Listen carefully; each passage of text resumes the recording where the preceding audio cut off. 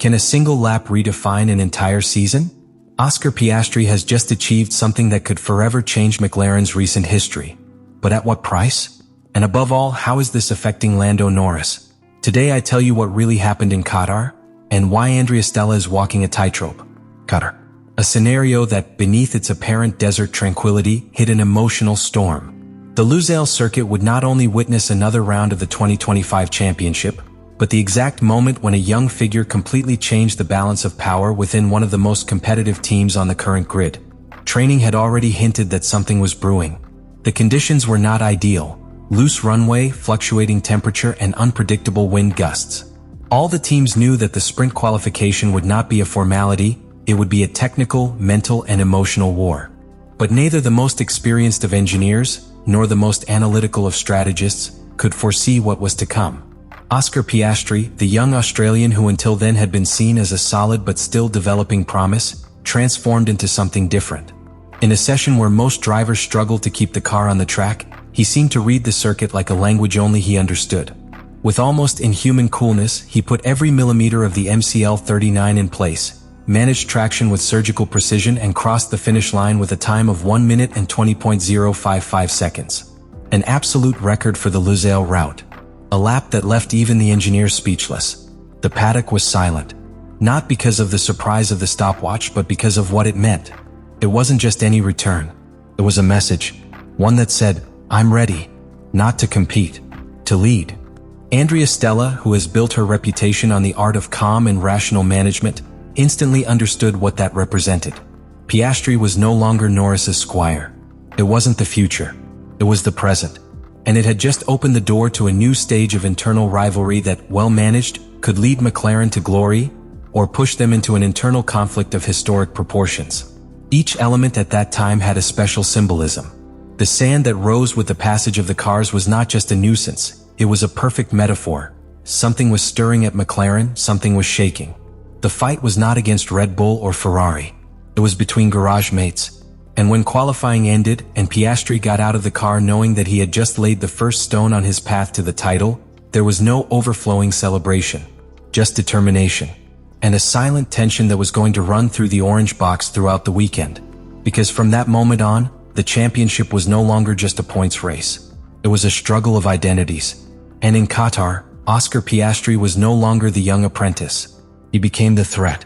While the pit lane lights flashed announcing the end of sprint qualifying, and the engineers reviewed telemetry with the same coldness with which a surgery is reviewed, Lando Norris remained in his car a few seconds longer than usual.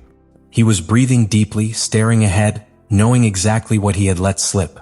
Because he knew it, that pole was not lost due to lack of speed. He left because of a mistake. Only one. At the last bend. The kind of mistake that is not forgiven when you are fighting against time, and against your own partner. Lando had the rhythm. In fact, it was faster in the initial sectors of the lap. His data confirmed it. In the first sector he flew.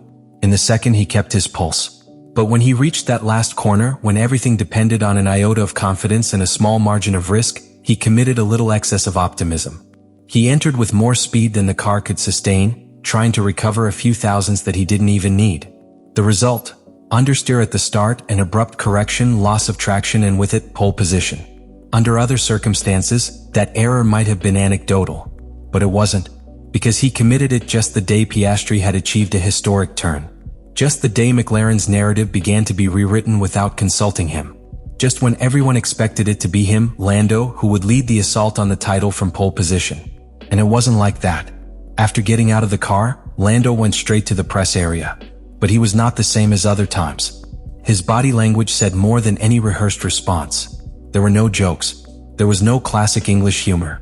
Just short answers, an averted look, and a tone that made it clear that he was digesting something more than an exit position. He was facing an emotional dilemma. What if Piastri has already caught up with him? What if the team now sees both as equals? It wasn't just the frustration of the moment. It was the silent fear that invades the leader when he feels that he is ceasing to be one. Because Norris is not only playing for one title this year. He plays into the role he has built within McLaren since he was just a likable, talented rookie. Now he is the veteran, the reference, the face of the team. And that position, until now undisputed, is shaky. Not because it has lost speed, but because his partner is shining at the most critical moment. And that's a different kind of pressure. Not the one that comes from outside, from rivals, from the media, or from fans, but the one that is born within the same box, in silence, in each technical meeting, in each configuration adjustment where now there are two opinions that weigh the same. And that, in Formula One, can be more devastating than any rival car. Lando Norris knows he can't afford any more mistakes like the one in Qatar, because now, every turn is a statement. And Oscar Piastri has just given his. Andrea Stella is used to making decisions. As an engineer, his career has been marked by logic, by precision, by the search for balance between performance and reliability. But in Qatar, he encountered a challenge that cannot be solved with data or simulations. The emotional management of two drivers who no longer race simply to win races. They run to lead a team. They run for symbolic power within McLaren. What happened in that sprint qualifying was not just a sporting surprise. It was a political shock. Oscar Piastri was not only faster. It was decisively faster, with no room for excuses. And that put Stella in an awkward position because the manual doesn't explain what to do when your two drivers are fighting for the title with just a few tenths of difference. And they start to stop behaving like teammates. Until recently, McLaren lived in structural harmony. Norris was the established driver, the visible face, the one who had grown up with the team. Piastri, the emerging talent, still under the development umbrella. This tacit hierarchy allowed them to operate with clarity, allocate resources without conflict, and make decisions without internal friction. But in Lusail, that hierarchy faded. Andrea Stella saw it. He felt it in the garage.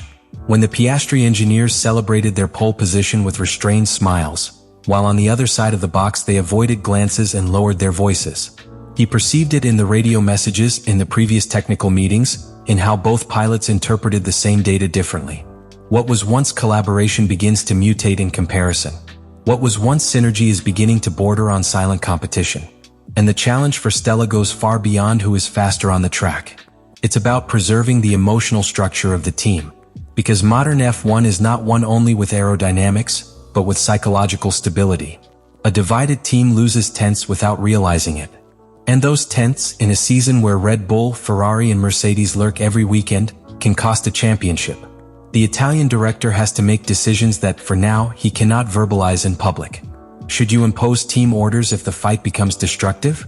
Should it favor the driver with the best current performance or the one with the greatest internal legacy? When does one go from a healthy rivalry to an irreversible conflict? The truth is that McLaren can no longer avoid the question that has been hanging in the air for months. Who is its number one driver? Because Qatar was not just a point on the table. It was a turning point. And Andrea Stella is now in the middle of a battle of egos, expectations, and performance that, if not handled with surgical precision, could implode everything they've built these past 2 years. These are the type of dilemmas that define careers, that change teams, and that remain etched in the history of Formula One. The 2025 Qatar Grand Prix will be remembered not for a final victory, nor for a scandalous incident.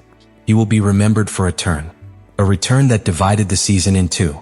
The return with which Oscar Piastri stopped being a promise and became a direct threat to his own team. But behind the stopwatch, the dust in the air, and the brightness of Lusail's artificial lights, something deeper is hidden. What we saw was not just a display of pure talent. It was a fracture in the narrative that McLaren had been writing for years with Lando Norris as the protagonist. A fracture that Andrea Stella must now manage with surgical delicacy, because what is at stake is no longer just a championship. It is the identity of the team, the emotional balance of two drivers, and the very future of a team that aspires to regain the top. These kinds of moments, when looked at in retrospect, always seem inevitable. But in real time, they are chaotic, unpredictable, and dangerous. Every gesture, every decision, every word in the box can tip the balance towards a glorious outcome or an internal implosion. And that's what makes this moment so fascinating.